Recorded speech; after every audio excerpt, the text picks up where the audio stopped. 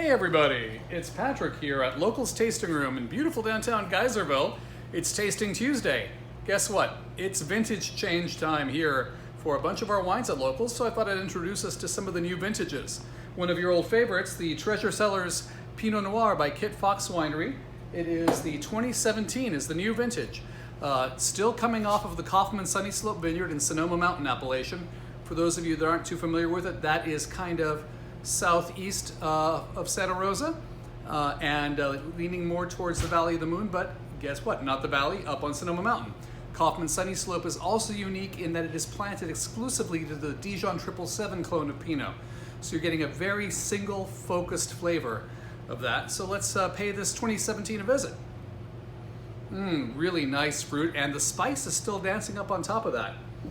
A little bit of clove, tiny little soft bit of tarragon and bay laurel, but what's screaming at you straight from the top is cherry. Cherry, cherry, cherry. That is the nature of the Dijon Triple clone.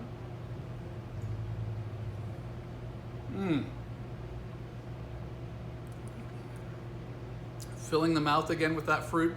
It's a little darker than the 2016, so you're gonna have a little more complexity, but it's still fresh, bright fruit. The acid's got my mouth juicing. It's really yummy. Got a little softness to that cherry tone, but definitely more of the fresh cherry fruit. Not at all a cherry flavor, if you will. We're not talking Jolly Rancher, we're not talking NyQuil. We are definitely talking fresh, bright cherries.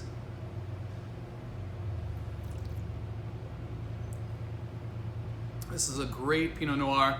It's one that is fits perfectly in our Pinot flights here at Locals because it does lean more towards the fresh fruit before it gets into the darker, more complex richness of the blends of the different clones. So, KitFox, Cellars, Pinot Noir. 2017 Kaufman Sunny Slope Vineyard Dijon Triple clone. Come by and give it a try. Cheers!